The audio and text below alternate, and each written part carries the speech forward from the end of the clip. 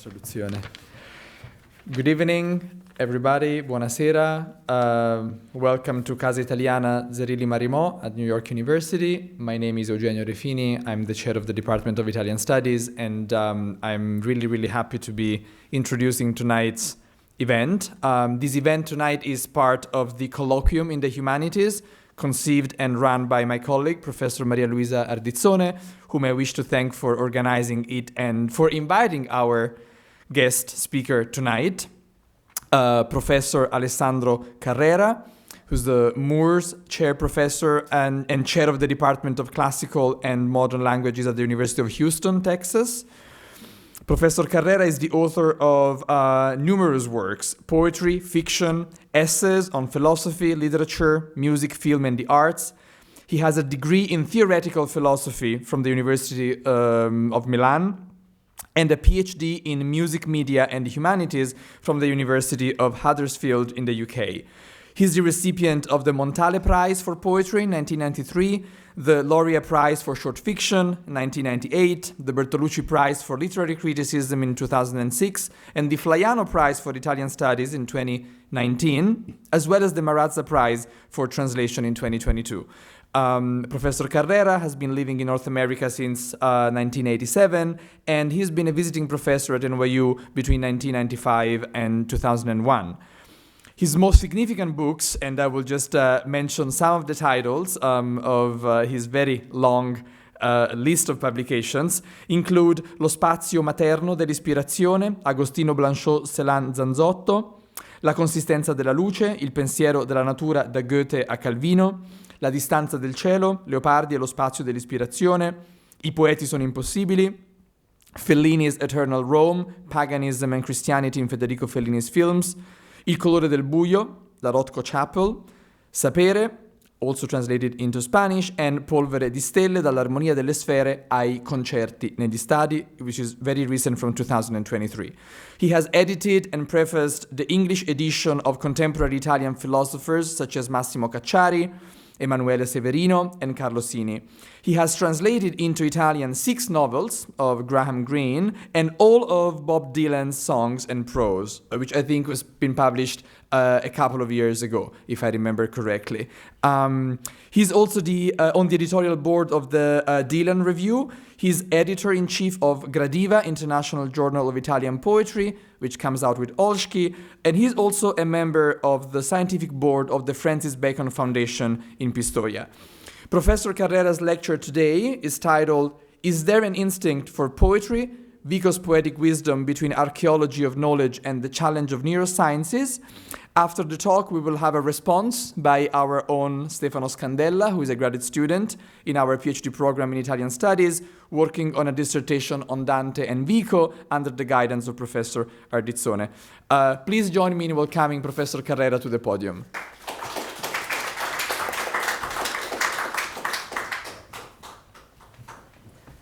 Thank you, Professor Refini. Thank you all for being here. Thank you for Professor Ardizzone for putting me in this very distinguished series of lectures. So, as you see, the title is there an instinct for poetry? In many ways, the answer could be no, but it is a question worth asking, and I hope to be able to explain why.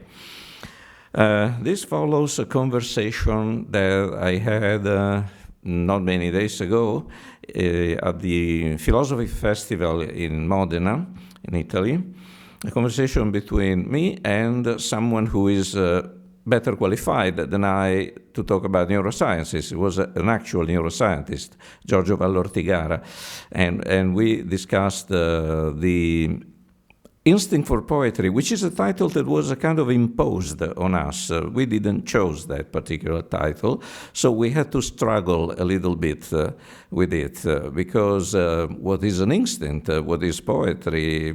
And is there an instinct for language or specifically an instinct for poetry? Those were some of the, and besides, what really are we, what instinct are we using when we want to write poetry? And there's a lot of people writing poetry, so are they doing it by instinct or by reason or anything else? Vico is a great help to go through this question. In fact, taking inspiration from Vico, who puts together the language of children and the language of the primitives, I would like to start with this quote from the Neurosciences. As the children of the newborn human race, the first people believed that the sky was no higher than the mountain heights, just as children today think it no higher than the rooftops. Well, the point is not exactly the heights of the rooftops, but the idea that for children, when they learn how to express something with language, anything can be everything, or everything can be done with language. And this is a proof that everything is everything. This is a poem written by a young girl in a third grade, elementary, Houston, and the poem is called Oh Yes. And as you read it, and I will leave you the time to read it, you see that it seems that there are no boundaries between things. Future, snow, everything is like someone else. The snow will be like a house in the forest and melting. What's melt in the forest? The house, the snow, doesn't matter. The house, the snow, and the future are like a forest, but the forest is inside the tree. And all things are going to be like a window. Why? Okay, because it's possible, because in poetry that's possible. Colored red and yellow because it is going to be like a heart. Now, this is an example of this holistic idea of language that children have to develop, and then they will choose how to become logical within this forest of names, forest of things, forest of connections they find. Well, but I have another story. First, so every child is a poet, and then every child is a philosopher. To be more precise, every child is a metaphysician. Now, I want to bring that into the discussion because of the resemblance between the word of mythos, the word of myth, and the word of reason that was highlighted by Aristotle in the first book of the Metaphysics, when he says that even the philomythos, people who are in love with mythos or friendly with mythos, can be called philosophers. It is not a small statement from Aristotle, the idea that, if you grew up with myth, but, the distance between myth and philosophy is not that great, or it's less great than it looks like. Of course, he was probably thinking of Plato, and Plato used freely myths, stories, tales, mental experiments disguised as stories. So that, just an example of how every child is a metaphysician, read these stories. So, father reads Stone Wise and the Seven Dwarfs to this 8-year-old son. It's not made up, it's a real story, who's about to fall asleep. When the story is over, the son asks his father to take away the book. Why, the father asks. Because the witch might get out of the book, the son says. The father reassures him that the witch is dead. Yes, the witch is dead, the son says, but the page where the witch is alive, is still there. And, I used this example in a conference that was done to honor Emanuele Severino's 80th birthday. And of course, for a philosopher like Severino, to whom nothing really exits from the totality of appearing, that story was it resonated very well with him. He liked the story very much. All the other Severiniani in the conference liked the story very much. But aside from any orthodoxy related to Emanuele Severino, it's a fact. It's a fact that the child has a point. The child has a point. I mean, the page of the witch is still there. You cannot say that the which is no longer there. There's something that persists. There's something that still belongs to that totality of expression, of language, of imagination, fantasy, we can call it as you wish, that the children has to learn how to get out of the primeval forest to come to what Vico would call the pure reason. And here's you have another example. So the first time is the persistence of everything, and the second story is about the persistence in being. That too is a true story. A young girl is looking at a picture of her mother and father taken before she was born. The girl asks, where was I when the picture was taken? Her parents casually remark, you did not exist back then. No, never tell that to a child. No, never tell to a child you did not exist back then. The response triggers various degrees of disbelief in the child. She thinks that her parents are mad. How can it be that she did not exist? To her, the very idea of her non-existence is, of course, inconceivable. To conceive her absence from existence, she should be able to think nothingness, and think nothingness is something that the Western mind cannot do. We think that we think nothingness all the time, but actually it's not exactly like that, because we think of nothingness as either absence or as something that is a threshold between being and being. I mean, Severino spent his entire life thinking about how think nothingness, and how can you tell convincingly that you cannot think nothingness while you're thinking it. Well, the child has resolved the problem for him. I did exist. I was always here. There was no time when I was not here. So space, proximity, time, all these things are conflated within the mind of the child. I am using here the expression mind of the child as an archetype, nothing related to any psychological or biological condition. I'm not expressing a scientific truth here. I'm trying to get us into the spirit of the whole thing. But this is just a prelude. Just to get into the spirit.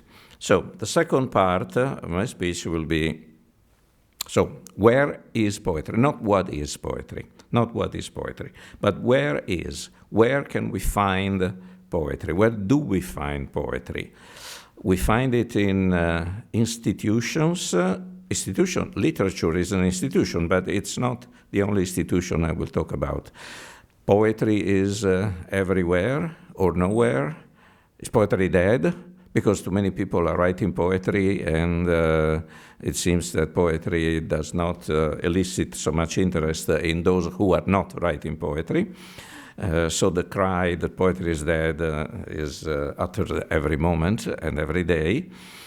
But here I want to give you another more Vickian example, in fact.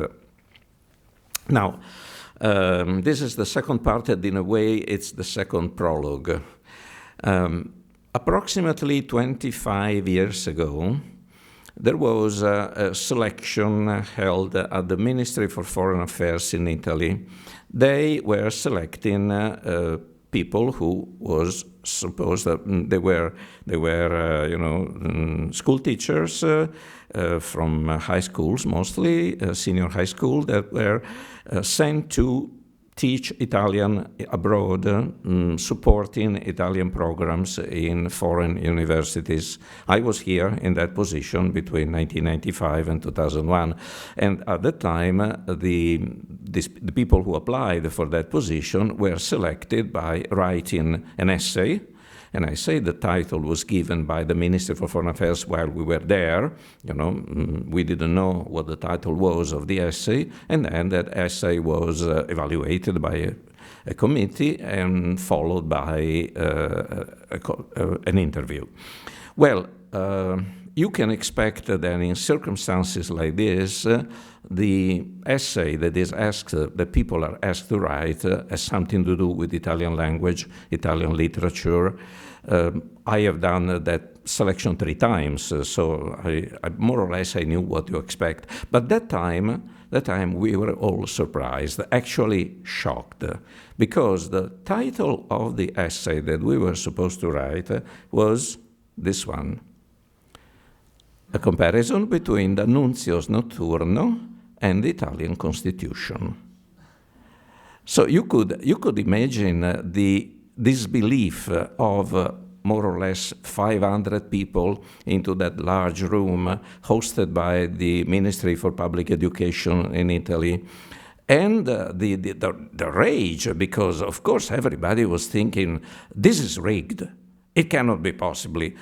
Of course, was made for someone. Is made for someone who already knew the title, and I was already prepared. Because how can you possibly write an essay on this topic?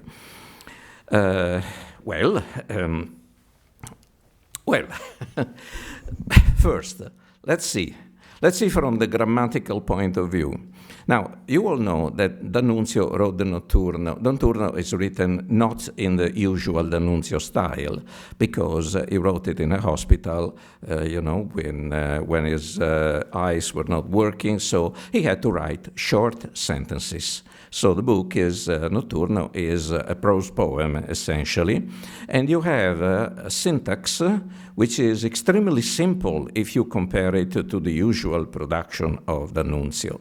And you have sentences like, è concesso al mio occhio sinistro di vedere un poco di luce, la vita dell'anima riempie le bende, al vertice della potenza lirica è il poeta eroe, ok, that's D'Annunzio.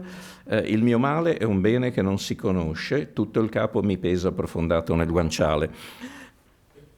And then you have the syntax of the Italian Constitution. Now we'll give you the English translation, by the way, but first let's look at the syntax, more the syntax than the meaning. So, nessuno può essere distolto dal giudice naturale precostituito per legge. Il voto è personale, legale, libero e segreto. La difesa della patria è sacro dovere del cittadino. Nessuno può appartenere contemporaneamente alle 2 camere. Now, the syntax, the language of the Italian Constitution is actually a masterpiece of modern Italian prose. De Mauro said so, and De Mauro wrote on that. It's really the birth certificate of modern Italian. Even past the modernity of Italian of the first half of the 20th century. Now we are into the language that we speak now in Italy.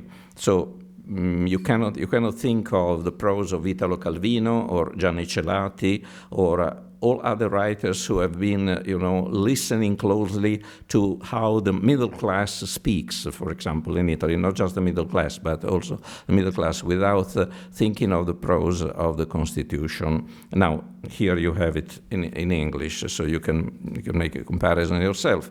But the whole point is, aside from the syntactical similarities and the extreme simplification, actual and very, very, very effective simplification of the usual rhetorical style, even from not just D'Annunzio, but the language of the Codice Rocco 1933 is a very different language than the language of the Constitution. In the Codice Rocco, you can find sentences that seem to taken out of a book of symbolist poetry. L'atmosfera turbata degli incanti.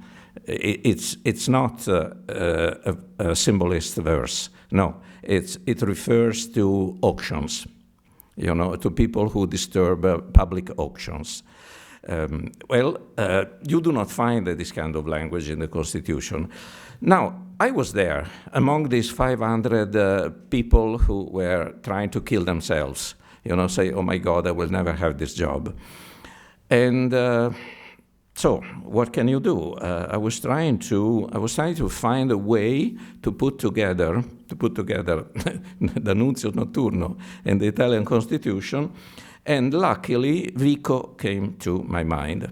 I don't know how I remember that, but I knew that somewhere Vico had written that the law of the 12 tables, the first Roman law, was comparable to Homer, to the extent that both the Homeric poems and the law of the 12 tables were production of the natural law of the ancient people, diritto naturale delle genti. This is how I wrote my essay. In fact, this is the quote. This is the quote. It comes from the appendix to New Science, Part 3, Chapter 5, meaning that you will not find it in English translation, because both edition of the New Science in English, the Virgin Fish translation, which is the classic translation, and the new translation by David Marsh, they do not include the appendix. The appendix is quite long. It's quite long. There are all the corrections and notes and addenda that Vico put to his text. And in Part 3, Chapter 5, you find the references to the law of the 12 tables. And you can see, does this law suffer the same fate as Homer? For just as he has been taught up to now to be a man especially gifted in heroic poetry, who had improvised what he sings, it has not been known that his poems were two great monuments to the law of the peoples of Greece, as has been fully demonstrated by an entire book of ours, of course, the book on the Discoverta del vero Omero in the New Science. So here Vico is repeating a point that he has already made, but he specifically mentions Homer in the context of a large essay on the law of the 12 tables. So it's not just a little footnote. It's an entire essay that you find in the appendix. And then he ends up saying, so because this law has been taught up to now to have been imposed all at once on the Romans, it has not been known that it was a great monument to the natural law of the people of Latium. Vico's point here is to defend the 12 tables from the assumptions that they were derived from Greece. Vico does not believe that the law of the 12 tables was actually imported from Greece at the time of the Solonian reform of Athens. Although there is a passage in Cicero where Cicero seems to kind of believe that interpretation, but it's just one passage.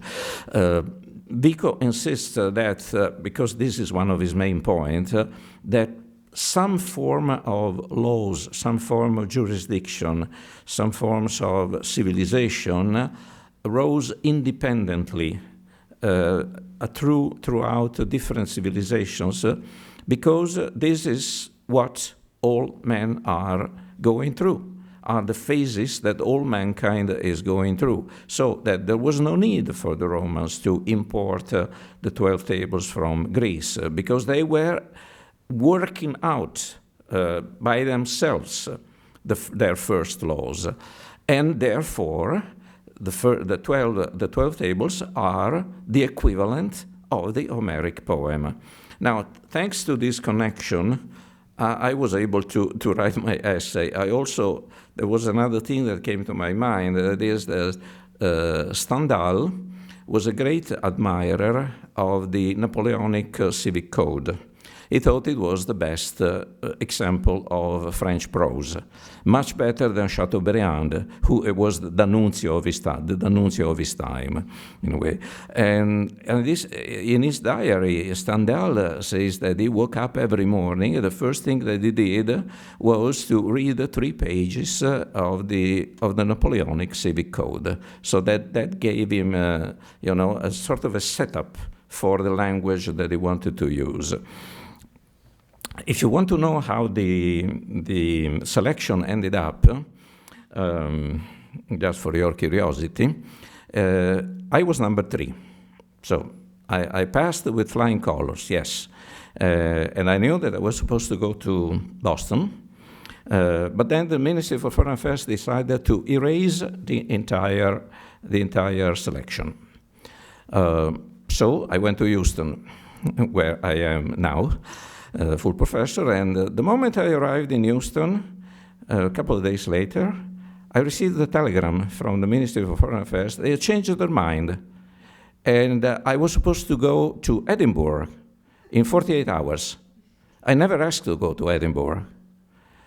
So I said, oh, okay, let's forget about it. Let's say that I've never received this telegram. Okay. And this is how my life changed. But thanks to this connection between, Vico, Homer, D'Annunzio, if you want, the Italian Constitution, the Law of the 12 Tables, Stendhal, Napoleon, you see how Vico was right, in a way, that institutions are born in poetry. The main point of Vico is that all beginnings are poetic. And what does it mean by that? That all beginnings are creation, are poiesis. Poiesis meaning, that you drew something out of nothing. Severino would not agree with that, but okay. You drew something out of nothing and you make it. And then, of course, this is Vico's main point, which I will discuss now, that there's truth in what you make. There's always some kind of truth. It will not be Cartesian truth, it will not be scientific truth, it will not be mathematical truth, but there will be truth in everything you make. That is the poetry. The poetry is creating something, and that creation is done with language. So the utterance of the language is poetic in its beginning, in its inception, and then it can become a poem. As well, it can become a law, or it can become the law of the 12 tables, or the Napoleonic civic code. It doesn't matter, but what matters is that when something comes up that was not there before, and it looks like the word is not the same now, because now we have this new thing that has been made, and it will influence everything that will be made after that. Well, that was poetry. It doesn't have to be written in lines. It doesn't have to be in a prestigious series of poetry books. No, we don't care about that. That is, in a way, it's the decadence of poetry, when poetry becomes a literary genre. But poetry is not a literary genre. Poetry is the very beginning of language. It's the very beginning of language creation that can explode in many different fashion and become many different things, but it will take the trace of its origin as poetry, and this is why we have to go back to these fragments of language that become institution. Look at the reverence with which here in America, we look at the Declaration of Independence or the Constitution. And why is it so difficult to change a comma in the Constitution? Because, of course, Vico would say, this is the production of the legge naturale, of the diritto naturale delle genti americane, you can call it that way. And even if it is not written completely in stone, it can be emendated, it can be changed, amended, well, but it doesn't change the fact that there is an aura of poetry around all foundational documents. The foundational documents are always, suspended in this sphere of transparent poetry, from which it's very difficult to get them out of that. Anyway, third part.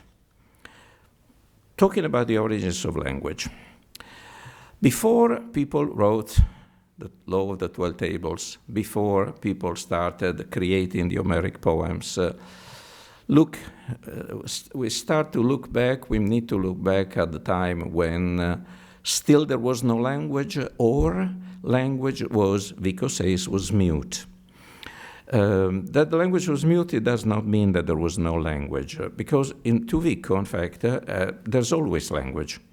In every human connection, there is some form of language. It can be mute, it can be made of gestures, it can be made of... there is also writing at the same time. This is something that I have written about it, but without reference to Vico, but I had the same, I worked along these lines that, language and writing work and live in parallel motion. The writing doesn't have to be alphabetical writing. That's the most refined and abstract way of looking at language or writing, but there are many, many other forms of writing. The poet Andrea Zanzotto coined the term protoscrittura, proto-writing, to describe what the infant who tries to touch the skin of the mother, and with his little nails basically makes an incision on the skin of the arm of the mother, and that's, to him, a poet, that's the first writing. That's the first inception of what many years later may become writing. Maybe the same infant, that tried to scratch the skin of his mother or her mother, one day will become a poet. Who knows? But that's the inception. That's the beginning. That's the starting point. Okay, so there is a moment, according to Vico, he creates a myth here. He creates a myth. He creates a myth very much like Plato could have done. Can we find a moment when we move from the language, the mute language, or the language of sounds, pure sounds, to what mankind understand as a word for the first time? Well, Vico thinks that he has found that moment, that particular moment. Of course, this is impossible to demonstrate scientifically, so we have to accept it as a myth, or as we would call it today, a sort of a mental experiment. This is what we were generated by nature and the God in order to do. So what is this thing? When Pythagoras was asked to be an observer of the sky, and he used to claim that he himself was an observer of nature, and it was for the sake of this that he had passed into his way of life. I am quoting here from a lost work of Aristotle, Protrepticus, or exhortation. It was supposed to be an exhortation to philosophy. Several of the ideas in the Protrepticus can be found possibly in the first book or second book of the Metaphysics. However, the reason why I am quoting this is that Vico thinks that he has found this moment when, and we will see that later on, the first beastly man looked up at the sky and thought that the sky was telling them something. Well, the idea of looking up at the sky to learn, to get information from the sky, is as old as mankind, probably, and we know that it found a great... It was integral part. It was part of the culture of the ancient Babylonian kingdoms. Because the ziggurat were actually astronomical sites where the astronomers climbed up to look at the sky and calculate. But they didn't write in the Greek alphabet, so a lot of their knowledge has been lost. And here we have Aristotle, who quotes from Pythagoras and then Anaxagoras, and says that Pythagoras was asked, why do you want to live?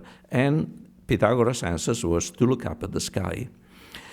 And they say that when someone asks Anaxagoras for what reason anyone might choose to come to be born and to live, he replied to the question by saying that it was to be an observer of the sky and the stars around it.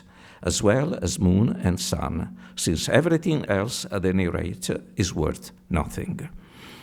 This is a trace of the ancient Babylonian culture that migrated, of course, throughout the whole Middle East, and it came to Greece as well. It's the old wisdom of the astronomers, which became the wisdom of the soothsayers. It became the wisdom of the astrologers, because astronomy and astrology were born together. So yes, you have to look up at the sky, because the sky will give you information.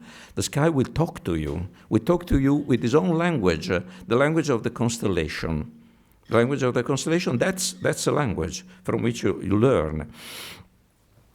There's a long story of these moments in which poets, philosophers, I try to recapture that moment when men looked up at the sky and for the first time they thought, someone is talking to me.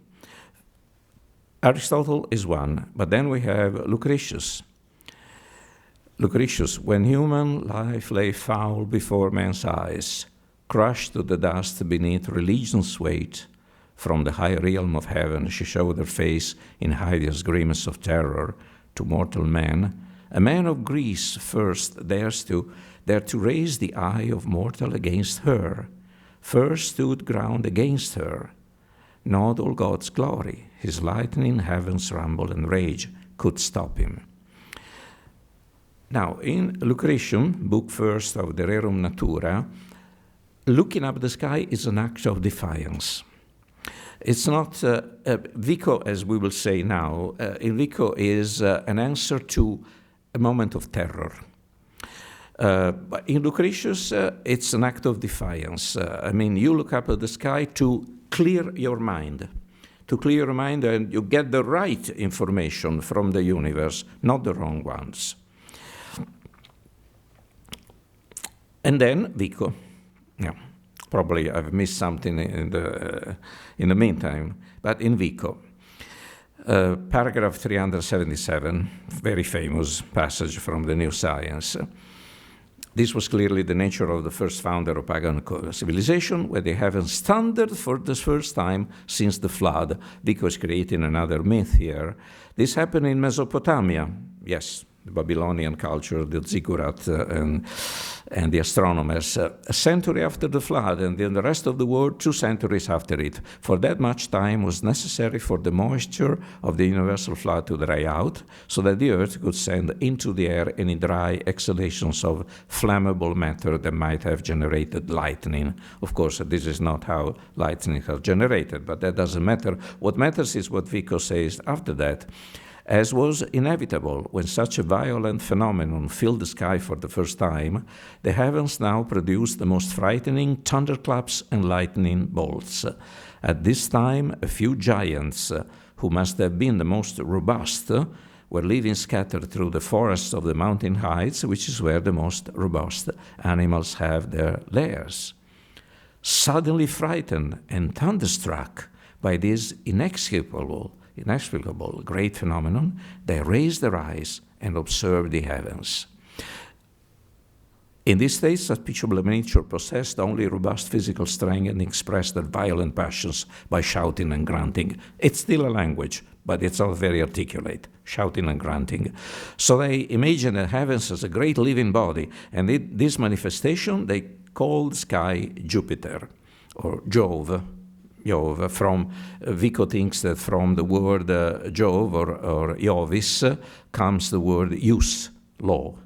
Maybe the etymology is wrong, but it doesn't matter here. And they thought that Jupiter, the first god of the so-called greater clans, was trying to speak to them. That is the point. They did not just look at the sky to contemplate or trying to decipher the silent language of the disposition of the constellation. No, through the thunder and lightning, they thought that Jovis, Jupiter, whatever, was speaking to them, not grunting and shouting, but speaking. Now, how can Vico make that claim? They did they got the first notion of what a word is from a sound. A sound, but yes, it's a sound, but it's a sound that is more pure than any shouting and grunting, or at least more pure in phonic terms of any shouting and grunting that they might ever heard. So, through the whistling of his balls and the crashing of the thunder, there was a word coming out. What was the meaning of that word? We still don't know. But the story of trying to understand what it means for man to look up at the sky is not over. It's not over. Now let's make a leap from Vico to Heidegger. Heidegger, in his essay on one of his many essays on Hölderlin, Poetically Man Dwells, gives a different interpretation of looking up at the sky, but still related to the birth of language and the poetization of language. So, it starts from a line of Hölderlin: "May, if life is sheer toil, a man lift his eyes and say, so I too wish to be." And this is Heidegger's commentary. Yes, only in the realm of sheer toil does man toil for merits. There he obtains them from himself in abundance. But at the same time, in this realm, man is allowed to look up. Out of it, through it, toward the divinities. The word merit comes from another line of Hölderlin. Hölderlin, in one of his poems, says mysteriously that poetically, man dwells full of merit. Full of merit, yes, but still those merits would not be there without looking up at the sky. So, the upward glance passes aloft toward the sky, and yet it remains below on the earth. The upward glance spans the between, thus zwischen, the between of sky and earth. This between, I called one of my books The Distance of the Sky, my book on Leopardi, La distanza del cielo, because that is absolutely crucial in Leopardi. Looking up at the sky and measuring the distance. There are several poems of Leopardi about that. Il sogno di Alceta, Alla Luna, so many others. However, one of the sources for my research was precisely Heidegger's essay on Hölderlin. So das Zwischen, the between, il frammezzo, the Italian translators used to say that, il frammezzo, the visions of sky and earth. The between is measured out for the dwelling of man. So we dwell not just on earth, not in the sky, but in the between earth and sky. We now call the span that thus meted out the dimension. This dimension, Dimension in German, does not arise from the fact that sky and earth are turned toward one another. Rather, they are facing each other itself, depends on the dimension. The dimension is the original name of, but Heidegger has several names for the dimension. Dimension is just one. Dimension means the non-measurable distance between the earth and the sky. But there is more to say about that, more to say in Heidegger himself, because then he slowly clarifies his thinking about the dimension when he introduces the notion of Lichtung, which in Italian has been translated in many ways. In English, usually it is translated as clearing. Now, Heidegger had absolutely no notion of Vico, so Heidegger had absolutely no sympathy for Italian philosophy. No, never. No, there's absolutely no interest for Renaissance or anything that came after Renaissance. So he doesn't know that he's being very Vickian here. Now, let's just read the passage. When we talk in an ontically figurative way about the lumen naturale, that's the only thing that he quotes from, it's Galileo, the lumen naturale, so the only thing that he quotes from the Italian Renaissance, okay. About the lumen naturale in human being, we mean nothing other than the existential ontological structure of this being, the fact that it is in the mode of being, it's there. you know that Heidegger does not use the word being for man. He uses the word Dasein, to be there, being there, being there. To say that it is illuminated means that it is cleared in itself as being in the world, not by another being, but in such a way that it is itself the clearing. Now, this needs some explanation. What Heidegger does mean by clearing? He uses the word Lichtung. Now, Lichtung in German has to do, of course, with Licht, with light, but it has to do with the Latin word lucus. Lucus is the clearing in a wood, is the portion of the wood where suddenly the trees are less thick. So you can think of the primordial forests. Think of what was the world before agriculture. It was all forest. Think of what was France in the 18th century. It was 70% of France was forest. A lot of Scotland was all forest before they cut all trees to build ships, and Erica grew on the hills, and it prevented any other tree from growing. So that now in Scotland they are reforesting the hills. In fact, well, all the world was the primordial forest. And in the middle, in spots of these primordial forests, you could find these lucui, these places, locus, places that are illuminated because there are very few trees and the light can come in. Because the light does not come in a primordial forest. If you go and see, a rainforest today, rainforest is dark. The rainforest is dark. Light does not come in easily, not at all. But in this primordial forest, there were these clearings, these Lichtungen. And in Heidegger, and this is where he is Wickian without knowing it, the Lichtung, the clearing, is where things really happen. That is, Lichtung is the transcendental condition of being with a capital B, giving of itself. Giving of itself to whom? To mankind. Mankind is the only creature that can appreciate the gift of being. But being does not appear. Being does not make itself visible or understandable in the primordial forest. We could say, in Wickian terms, that in the primordial forest, being does not speak. Or whatever being says, it is not perceived as a word.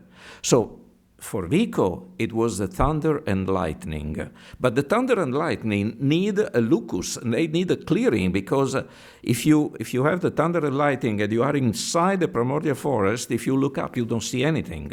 Or you don't see the power of the lightning. You may hear the thunder, but you don't see the power of the lightning. So your experience remains incomplete. Only inside the clearing you can really look up at the sky and see the power of the thunder and lightning. In Heidegger, the clearing becomes itself being, because being is what gives itself. Being gives itself in different fashions throughout history. His notion of being is historical throughout different ages. Let's call them ages. Well, but it takes a clearing. It takes a moment where you sort out of the primordial forest. The primordial forest can be anything you want. You can understand it as a metaphor. After all, it was a metaphor for Vico himself. So you can say that primordial forest is what Heidegger calls the endless chit-chatting of every day. You can say that the primordial forests are the social media today. I mean, you can say whatever you want, but you need to get out. Otherwise, being will not give itself to you, or you will not able to understand that being is what gives itself to you. Being does not exist. Being exists only in giving itself, in the giving of itself. This is Heidegger. But again, because after all, being cannot give itself without communicating, without some form of language, without some form of understanding.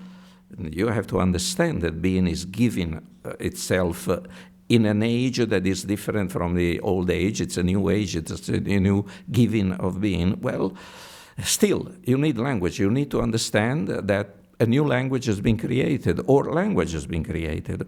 So what for Vico was Jupiter uttering a word to mankind throughout the thunder and lightning, in Vico, in Heidegger, I'm not saying that you have the same thing, but I think you have the same myth, refashioned, without Heidegger knowing nothing of Vico, of course.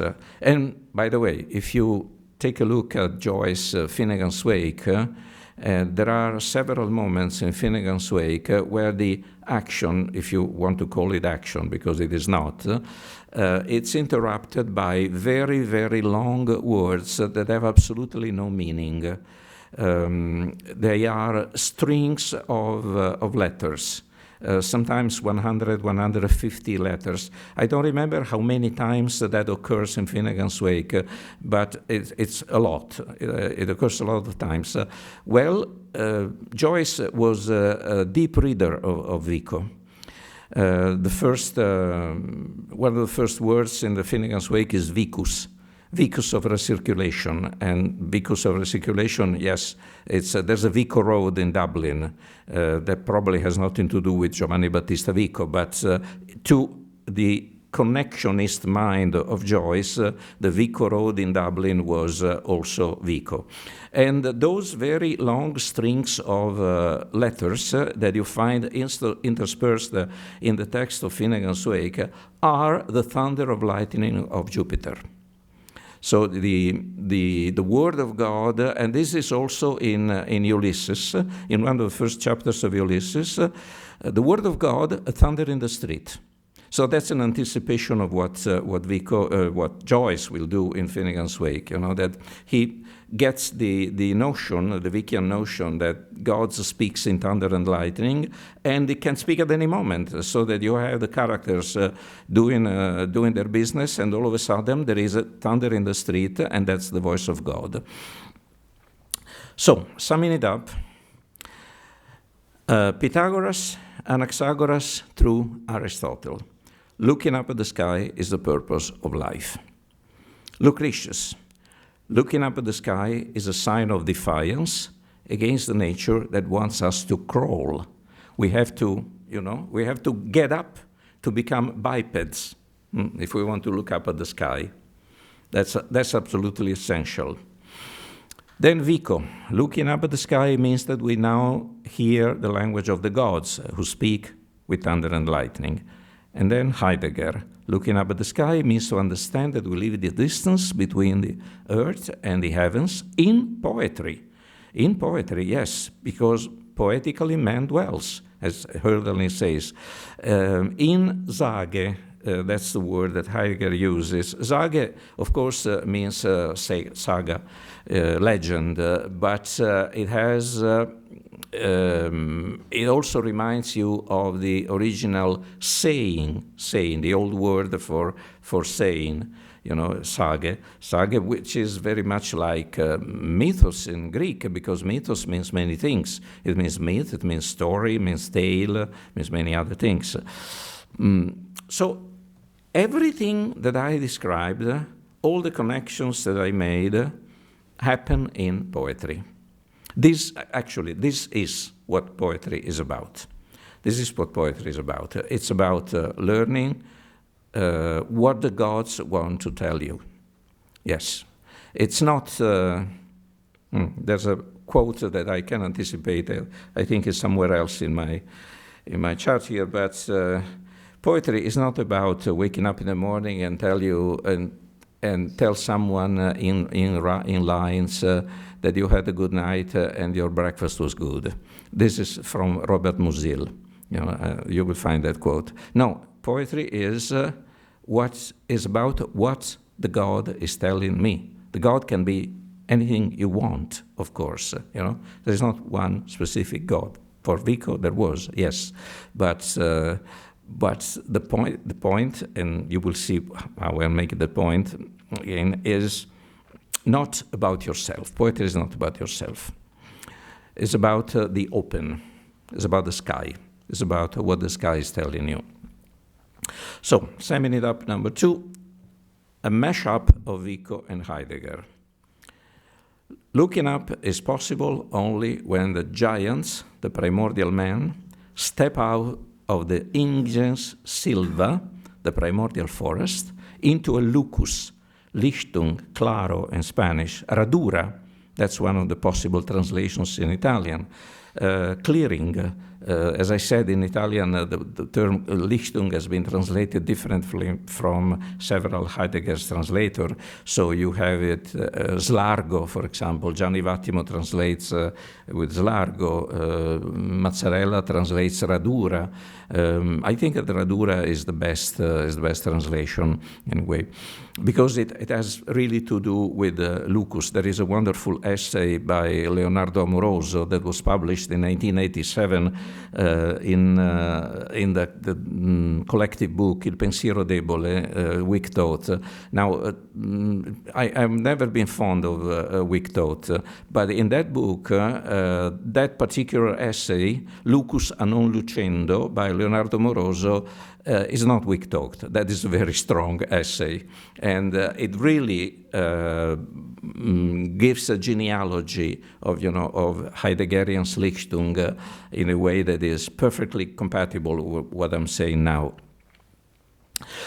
So the clearing is the beginning of civilization, because of the beginning of understanding that the grunting and shouting that we were exchanging were actually words waiting to be recognized as words. And the clearing is the place where you hear the language of the gods, that is, the language to core, because the clearing is self-illuminated being, and another Heideggerian formula, language is the house of being. So, in the clearing you have everything. You have the event of being given itself. Event is not a fact, as I will say later on. But it takes language. It takes some language because language is the house of being. Without language, there's no possibility that we can entertain the notion of being. Heidegger here saw something extremely important that he did not develop because he was not interested in semiotics, and his interest in linguistics was very little. But the idea that without language, what kind of language? Not any language. I mean, it's not that you find the notion of being in any language. There are so many languages that have absolutely no notion of being. They have notion of similarities between things, but not the abstract concept of being. So what do you need to elaborate the concept of being? Well, you need alphabetic writing. You cannot do that in a writing that is not alphabetic. I mean, you will have other things. You will have other things, but you cannot elaborate the notion of being, the Greek notion of being, in Egyptian hieroglyphics. It would be impossible. You will have things. You will have the similarities between things. You will understand a lot of the word. As Vico himself said, the ancient, we know a lot of things that the ancients didn't know. And the ancients knew many things that we didn't know. We don't know. So there's a wisdom that has been lost. There's knowledge that has been lost, and there's knowledge that has been gained when West, and now all the world, is using alphabetic writing, maybe together with other alphabets like the Chinese and Japanese, but they are now familiar with alphabetic writing. So language is the house of being. That's the notion that is really Vickian in many senses, and it is also Heideggerian. It has also an interesting development just an example. Okay, how Heidegger can save your life. The phrase Heidegger saved my life comes from Grant Farrad. Grant Farrad book of the same name, same title, University of Minnesota Press, 2015. Now, before I read, let me tell you, Grant Farrad is a South African philosopher who teaches at the University of Minnesota. And one day, he was raking the leaves in his garden, the garden of his house, in the front yard, actually. A woman in a car stopped and rolled down the window and asked him, "Do you want another job?" And he looked to her and said, "Well, if it matches my salary at Cornell University, yes." You know, I was saying that it was in Minnesota, but it was a professor of philosophy at Cornell, you know. The woman blushed and ran away. And so he was trying to write something about that encounter, you know, saying, yes, just because I'm black and I'm raking the leaves in the garden of my house, this woman thinks that I'm a gardener. She would never think that I'm actually a professor of philosophy at Cornell University. And then something came to him, and he said, well, you know, I never particularly liked Heidegger. I know what he thinks about African culture. That means basically nothing, you know. But Heidegger said something. Heidegger said, language is the house of being, which means that I am not defined by the color of my skin. I am defined by my language. This is the argument of his book, you know. So he explains how the philosopher's work gave him the language and framework to understand and write about racist encounter that he experienced. Farrad was motivated by Heidegger's emphasis on thinking about thinking, and language is the house of being to find a new way to write about race and racism, arguing it freed him from previous way of thinking about his experiences as a South African under apartheid. 4th part. Now, I promised you some neurosciences. I'm not a neuroscientist, so take whatever I have to say with a grain of salt. But of course, now we have to face the monster. The monster is neurosciences, because they are covering every areas of research, are covering every areas of language. So, okay, let's confront the issue. In 2 books that I have written on the, let's say, theory of inspiration, you know, the spazio materno dell'ispirazione, the maternal space of inspiration, and the book on Leopardi, my references were mostly history of literature and psychoanalysis. But if I would write a third book or a comprehensive essay, of course I would have to take neurosciences into the debate, because it's not possible to do otherwise now. Let's start with Charles Darwin. What science has to say after Vico? Charles Darwin is, of course, the founding figure, because he was the one who, in 1871, in his book The Descent of Man, outlined a possible theory of the language as an instinct. So, this is Darwin. As one of the founders of the noble science of philology observes, language is an art, like brewing or baking, but writing would have been a better simile. It certainly is not a true instinct. So writing is not an instinct. For every language has to be learned. It differs, however, widely from all ordinary arts, for man has an instinctive tendency to speak, as we see in the babble of our young children, while no child has an instinctive tendency to brew, bake, or write. So that has to be taught and learned. Moreover, no philologist now supposes that any language has been deliberately invented. It has been slowly and unconsciously developed by many steps. Now, this is again, Vico insisted very much on this point, you know, that language is a process. It's not something that appeared all of a sudden in the history of mankind. It is a process that began many, many, many years ago. William James, Darwin concluded that language ability is an instinctive tendency to acquire an art and design that is not peculiar to humans but seen in other species, such as song-learning birds. A language instinct may seem jarring to those who think of language as the zenith of the human intellect and who think of instincts as brute impulses that compel furry or feathered zombies.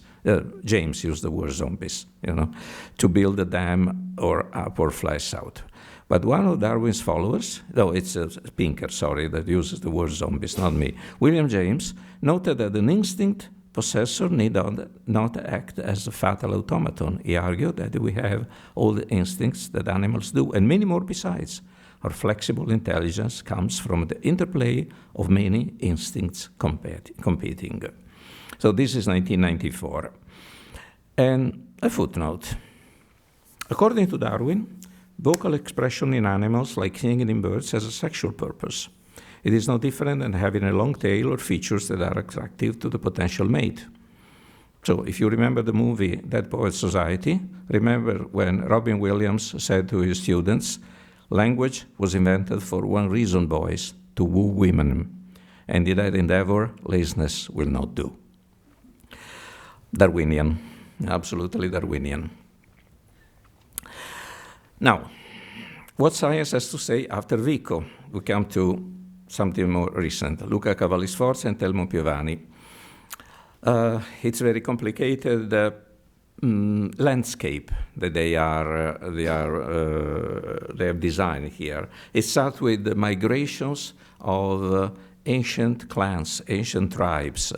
They leave genetic traces, but they leave also linguistic traces.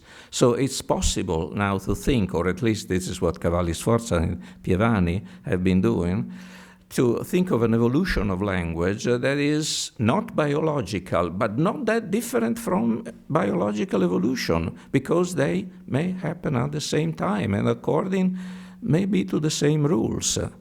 So in fact, it was Lucretius, the first one, who compared atoms and the letters of the alphabet. And so the parallel movement of genetic mutation and linguistic mutation is real, only that there is no theory that can explain it that. It's too complex. It's too complex. We go into chaos immediately if we try to explain deterministically that, there are certain genetic mutations that are comparable to linguistic mutation. There is a possibility that it is so, but actually there is no complete scientific explanation or complete scientific theory about that. However, what is certainly true is that the beastly men were culturally active even before they looked up at the sky. I mean, the first lithic technology goes back to 3.3 million years ago. Men did not exist at that time. And men had not been looked up at the sky because they were still crawling on the ground. They were in that stage of Lucretius, when the men are still crawling and they have not looked up at the sky. But they had the technology back then. They had the technology. So the process had already begun. Second, so there is no correspondence between the size of brains and technological capability. That's another thing that has not been explained. The human brain has expanded in the last 2 million years, but that does not mean that technological capability can be compared to the expansion of the brain. Technology began when the brain was much smaller than it is now. So the Vico's beastly men were even more intelligent than Vico thought. Okay, I skip some other point. There are many other things to say, but let me go to the conclusion here. Language and consciousness, the second to last point, however, do not spring out of nothing. They are new uses of old powers. That's a sentence used by Chauncey Wright, American pragmatist philosopher, in a letter to Charles Darwin. And they both agreed that there's really nothing new under the sun. There are new uses of old powers. And slowly, we start from the 3.3 million years ago, the first Lithic age, up to now. Next step. Okay, I may leave this for our conversation because of course you know that I said that before. That is, Vico finds out that there is truth in what we make. Verum factum convertuntur. He starts this, the Antiquissima Etalorum Sapientia with that famous sentence, and he reiterates with other words in the New Science, means that in everything we make there is a certain kernel of truth. However, I think, let me sum up the point here, I think that sentence, verum et factum convertuntur, or truth and fact converge, has been misapprehended many times, and it has been forced to mean something that it was not probably what it meant to say, or maybe it highlights some things that Vico could not possibly know. This sentence has been highlighted by people who believe in a strongly positivistic view of the world or in a very spiritualistic view. It doesn't, it works both ways. Maybe this is something that we can discuss now, because it's almost another chapter. Another chapter. It could be the subject for another lecture. Just let me give you one example. Of course, Vico did not create verum factum from nothing. There is an essay by Rodolfo Mondolfo, published in 1971, Studi Viciani, volume first, in which he traces back the verum factum to the experimental method in Galileo. So, you see, Vico is anti-Cartesian, but he is not anti-science. And so the verum factum belongs to the age of science, more than he thought, maybe, more than he thought. Well, there are many other things that I could say, but one final point. First, we should deconstruct Vico a little bit. That is, put into question the equivalence of truth and fact.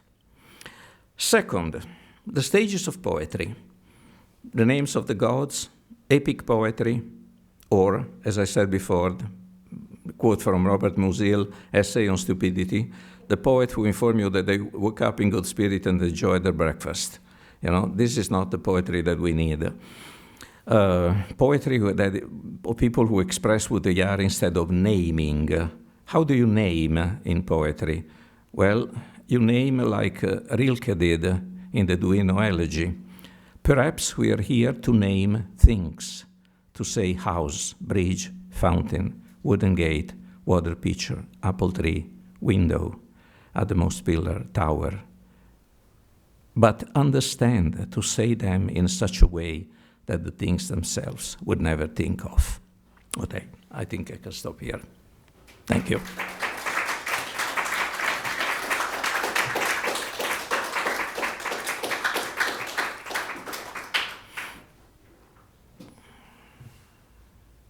Should I start? Yes. Okay. But you might want to go Okay, there. you want to come here? And, we have No? 10, we should sort of wrap around 8, 9, so that's Yeah. No, So that the others can hear you. yeah. And there's a microphone. There's a microphone also. Yes. I don't know where to stand exactly, but whatever you want. okay. So I have many questions. I'll try to limit myself to only 2 questions. The first one is about the difference, I would say, between divine creation and human production, or human generation, or poiesis, as you said. Just, to quote a few things from Vico very quickly. The first edition, he says, I poeti per tal somiglianza di Dio creatore sono detti divini. In the second edition, it says, I Dio conoscendole crea le cose, i poeti fingendole si creavano. And then in the last edition he expands this, saying poeti, che lo stesso in greco significa creatori. And also, of course, in the Antiquissima, it talks several times about the difference.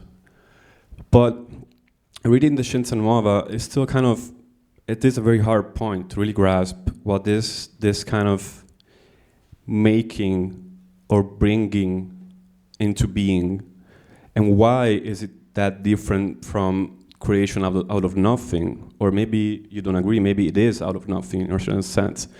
But I think that is really vital to understand the Scienza Nuova, because it's the big discovery, it's the lume that kind of took Vico 20 years to discover, but maybe it's not supposed to be really defined, and it cannot be defined more.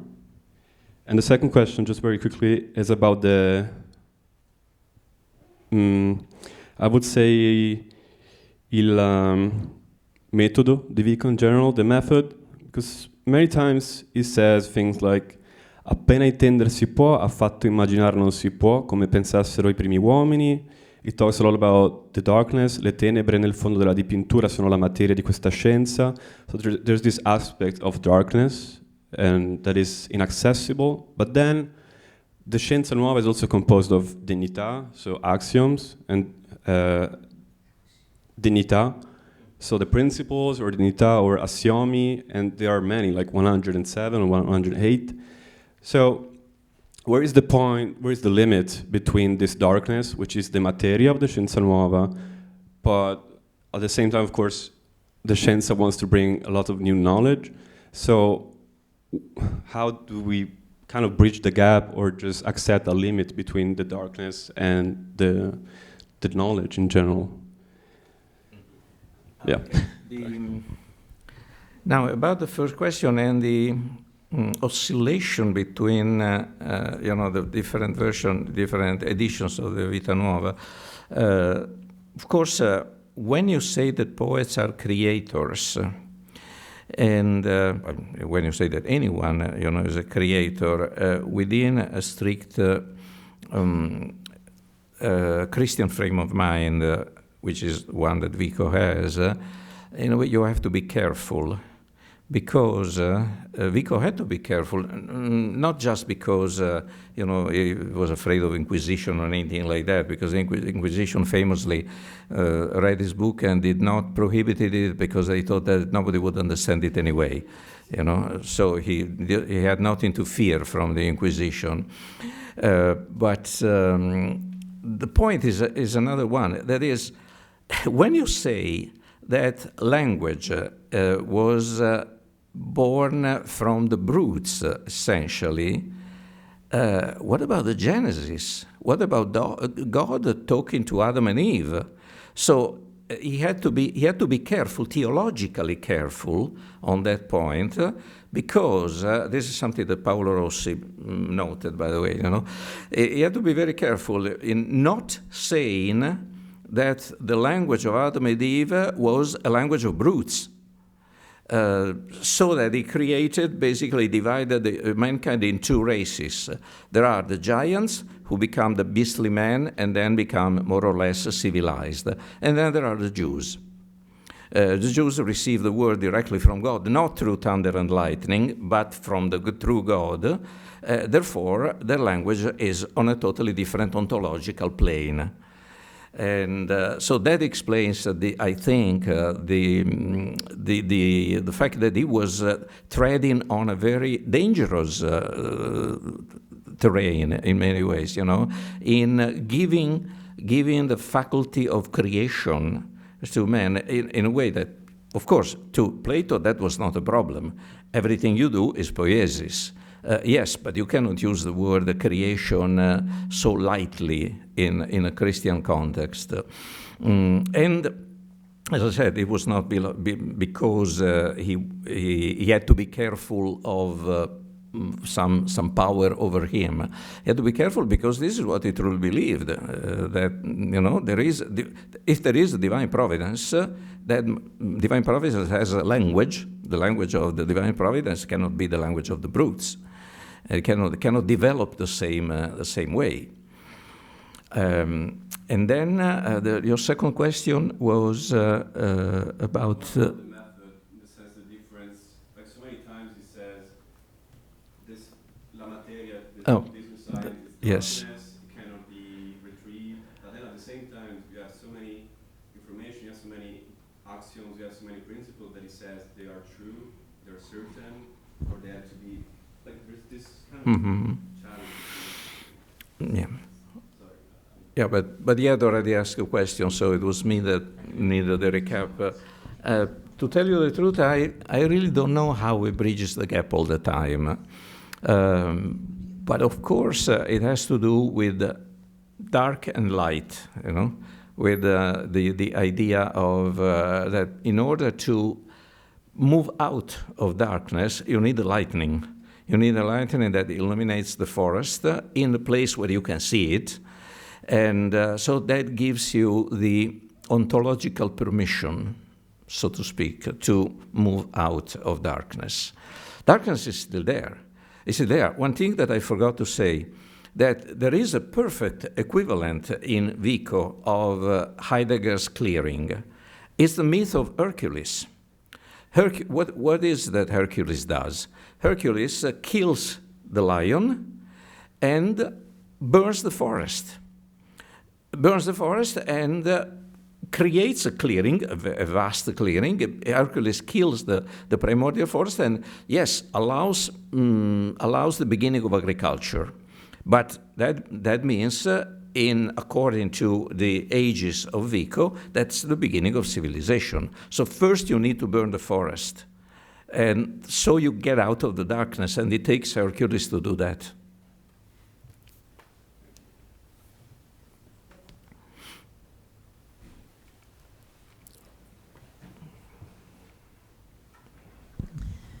Good evening. This was fascinating. I know nothing about any of these people, but it's fascinating.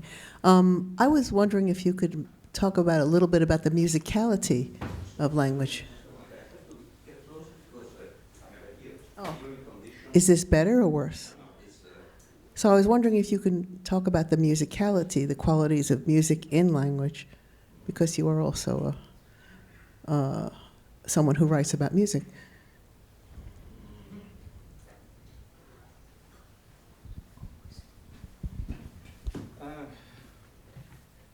Complicated question, because we go into the beginning of music. Of course, to Vico, the beginning of music is Orpheus, is the myth of Orpheus.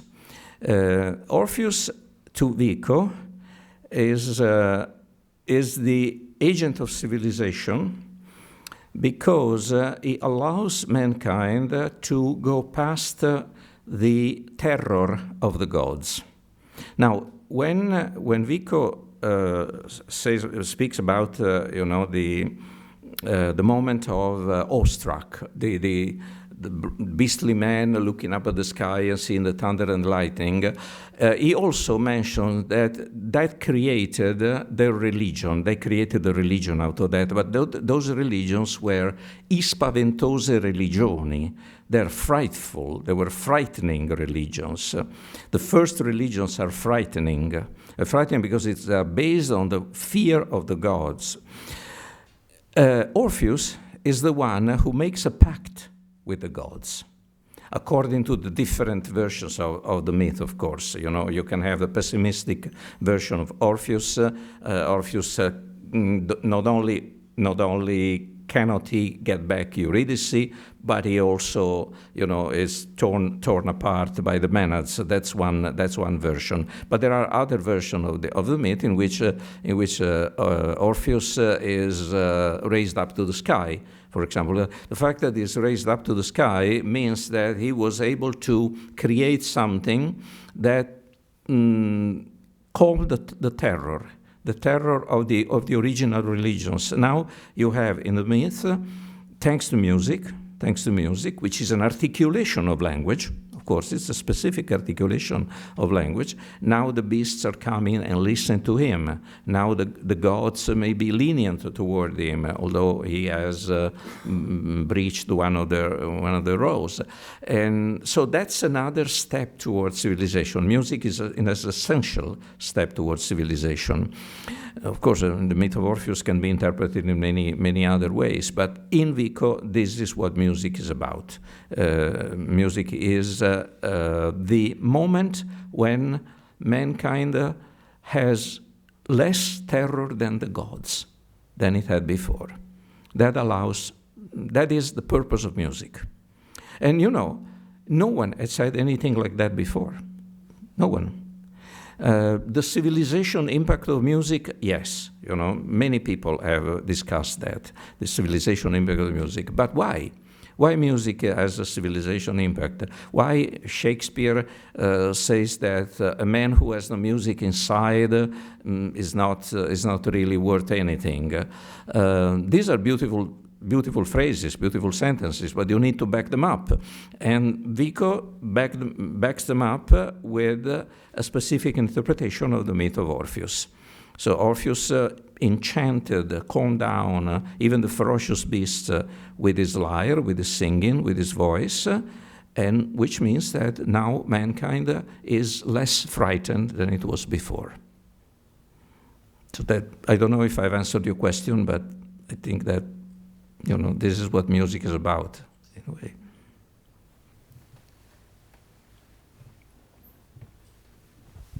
Alessandro, can you hear me? Yeah. Yeah, I'll try to speak loud. Yes. It's not that I don't hear. It's that I have a congestion so that I hear everything fuzzy. You prefer the natural voice? Is it better? Maybe the natural voice is better. Yeah, okay, yes. let's try like that. So I did not quite understand because at the end the progression the tempo was a little faster, but whether you meant to, when you inserted the hard pragmatism of William James, whether you meant to try to sketch a point of articulation between the Heideggerian line and the pragmatistic line. It made me think of William James's famous argument about the feeling of if, where he is trying to kind of argue for a kind of an atomistic view on language that would include not just words with pre-charged meaning, but also any word. So even the operators like and if, endowing them with a specific quality, mood, etc. Something that has been extremely influential for modernism. Think Gertrude Stein, etc. Yes. Who was her student. But so I was wondering, is this a possible angle? And by the way, I also wanted to quickly note that it's true that Lucretius is the first one who more, roundly sketches this parallel between atoms and letters, but it was well ingrained in ancient culture. Think of the very term stoicheia. Plato uses it both for element, like in the atomic sense, and for the letter of the alphabet. Well, I think that your question is about bringing up the value, the linguistic value of every part of a language, every part of our speech, every part of speech. Thinking in a pragmatist way, yes, of course, William James said that we are not just living on an instinct now, an instinct then, but it's a combination of everything that acts and works at the same time. So it's to quote John C. Wright, the old powers may be subjected to new use, but they are all together. They're all together. So the ifs and whens and others that will be. I'm not saying that they were not considered by linguistic or by the philosophy of language before, because with all the works that the grammars have always done, the ancient grammars or in the Middle Ages, language has been dissected so many times that everything had already been investigated. But James' point is, okay, what do we do with it? And what's in a way, it's still the question of verum factum that unfortunately I did not have the time to explain the way I wanted. I was under the impression that I did not have enough here, but I had more than enough. The question of verum factum is a pragmatic question, is the question of pragmatism, because in pragmatism, whatever you say must have an effect. If it doesn't have an effect, it's just not there. And that is one of the possible uses of the Vickian convergence of verum factum. So it's really, I'm trying to find out a good example of that, but even in person, all American pragmatism, it's all the same. I mean, a sign is something that acts. It's not just something that is. It's a difference between pragmatism and the traditional metaphysics. Heidegger would not subscribe to that. Maybe not even Husserl. Husserl would be more inclined, perhaps, but I'm not sure. That is, you get rid of the old notion of being with a capital B, of which you are in awe, and you introduce the notion of action. Yes, everything is action. Probably even better than William James, a reference to Whitehead would be necessary here. Where everything is a process. Everything is a process and nothing really stays. It's not the becoming in the metaphysical sense. It's cause and effect, a cause and effect that cannot be distinguished anymore. And it's all one gigantic process that is going on. So this is what I can tell you. I can tell you about that. But of course, it's a very, very serious question. It goes back, as I say, to the equivalence between truth and fact. Because what is a fact? What is a fact in the end? How can we separate a fact from all other facts? How can we say this is fact X and this is fact Y? We must have rules to do that. But those rules are facts also. I didn't quote from, the famous line from Nietzsche, there are no facts, only interpretations, a line that has made Nietzsche infamous in several circles.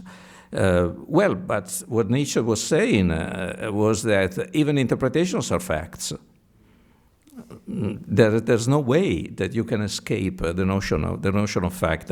And to my knowledge, Nietzsche never quotes Vico, but that is another possible expansion of the Vickian galaxy. When Nietzsche says there are no facts, there are only interpretation, what he's saying is what Vico was saying. Vico created the hermeneutics of language, the hermeneutics of myths, the hermeneutics of civilization. And this is what Nietzsche is doing when he says there are no facts, only interpretation. Thank you very much for this. You gave us a lot to think about. I have a short question on the analogy between Homeric poetry, the 12 tables, the Constitution. When you were speaking initially, it seemed to me that the analogy would extend, so the analogy would not be just they are made of words, they are foundational, culturally foundational, but also they are collective creations. So I'm just wondering what prevents us to take this step and to claim that Homeric poetry is collective creation, just like, let's say, the Parthenon or Gothic cathedrals. They're all collective creations, of course, not just because there were several people working at those works, but because there was a people behind them. They needed the people. It's not that they could be done by 5 great minds who come together and say we create the Parthenon. It takes an entire culture, it takes an entire civilization, and this is when I think you have the mark of the real work of art, the work of art that really stands the test, not necessarily of Homer, of course, no one stands the test of Homer, but you know, the test of time, is when you feel that this particular poem, this particular novel, maybe it was written by one person, but it took an entire civilization behind that one person to make it.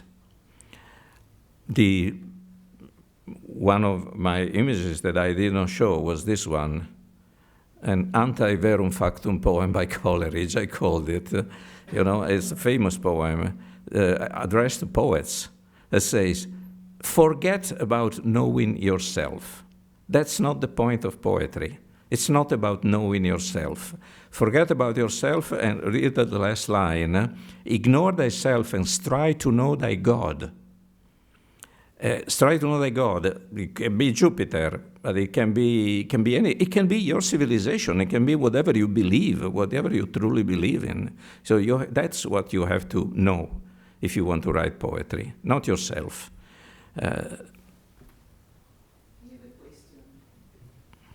Very simple. You said poetry is a form of decadence. From what I understand from mostly from the first part of your talk, is that everything is poiesis. And in fact, you said poiesis implies law, implies everything, and poetry is a form of decadence at this point. Yes. So we can say that we don't need more to speak about poetry if we speak about poiesis. Good question. That's okay. That's one thing that I almost was afraid to say. Vico is a great philosopher of poetry. Vico is also the one who kills poetry. Because the idea that he has of poetry is only poetry as civilization, which means that after Homer, after the law of the 12 tables, maybe after the Italian Constitution or the American Constitution, there's no need to write poetry. Because it would be just a decadence from the sublime poetry of the theologian poets, as he calls them, the poetic theology that have created a civilization. So Vico never makes any example from poetry except from Homer. Then he makes a reference to Tasso, and when he speaks of the Goffredo di Buglione and Jerusalem delivered, saying that is the great character, the great character of the commander. Well, other people have different ideas about the Jerusalem delivered. But, you know, with all his love for poetry, one little poor poet would be crushed under Vico. Because I say, what can I do? I mean, I'm not the ancient Roman who wrote the 12 tables. I'm not the collective spirit of the Greece. I'm just me. I'm just me is modernity. And Vico is the threshold. After Vico, it's very difficult to find epic poetry.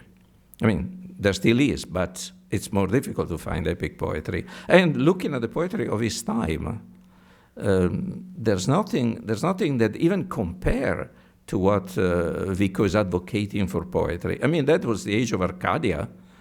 So it's a completely different project. But, you know, the fact is that this poetry is completely written. And Vico's idea of poetry is not written poetry. It's poetry that gets written in time, as a process. You know, in the end it will be written, but it didn't start as writing. And the problem with modern poetry, contemporary poetry, is that it's only written. So it gets to the final stage without the preceding stages. And it's the poem of the little me. It's the poem that Robert Musil says, you know, the guy who wakes up in the morning and wants to inform the world that he has had a good breakfast or a bad breakfast. It depends. You can wake up and be grumpy, but it doesn't change much. You know, still it will not be the sublime poetry of the theologian. So if you're looking as as an encouragement to poetry from Vico, you will not find it. Actually, you will shut up, you will close down your little notebook of poetry and you will throw it in the basket, because you cannot be at the level he wants. On this note, I'm afraid we have to wrap things up because we are over time. But thank you so much, Professor Carrera. Thank you.